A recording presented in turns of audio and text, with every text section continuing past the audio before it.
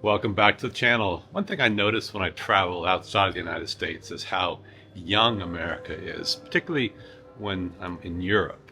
You notice some of these buildings are centuries old. Well, I have an experiment that I want to try. I'm taking my iPhone and I'm taking photographs of some of the ancient brick textures. Let's see if we could turn this into a set for Jetset.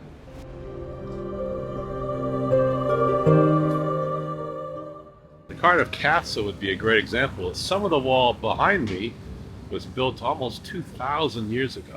I spent a few hours walking around Cardiff and photographed a variety of textures, many from centuries-old buildings. The next step was to pop into Photoshop to build out a prototype interior that could serve as a coffee shop or even an office. Beginning with a template that is downloadable in our image library, I began to build a room interior by placing the textures where they needed to be, using the template as a guide for the wall perspective. I then added furniture and did some lighting adjustments, and for good measure, generated some pictures on the back wall. Remember that we're only creating a room reference image to eventually inspire Midjourney to build upon. When I'm finished, I export this image and over to Midjourney we go. As a reference image, Midjourney will use your prompts to create its own versions of that image. And I chose this option and did some upscaling. Back into Photoshop, I edited out the piece of furniture along the left wall and widened the room. This process is covered in a previous tutorial, but I wanted to widen the room and make the window on the right transparent so that I could insert an actual photograph that I took of a local neighborhood here in Cardiff. I usually export two versions of a set, one with complete focus and one with a bit of depth of field blur. And off to the Jetset app we go. And here we are in this pretty cool coffee shop. It could be an office.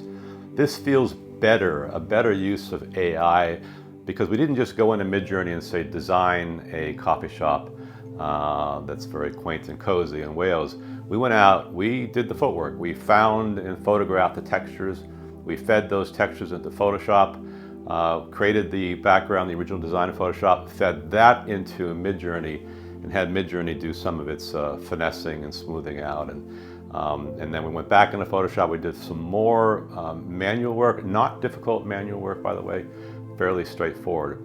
But I don't know, it feels like an honest use of AI rather than using AI as a cheat. Now that's just one person's opinion. Take that for what it's worth.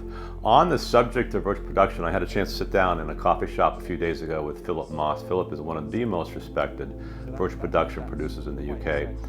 He produced a series using virtual production for the BBC. He's now working in Ireland on a film, but we had a chance to chat about where his prediction is about essentially the future of virtual production. As always, thank you for tuning in. Appreciate it when you subscribe. I'll be back in a few days. Take care. As a Lightcraft Academy subscriber, you have free access to more than 300 high-resolution virtual sets in 4K and 6K resolutions.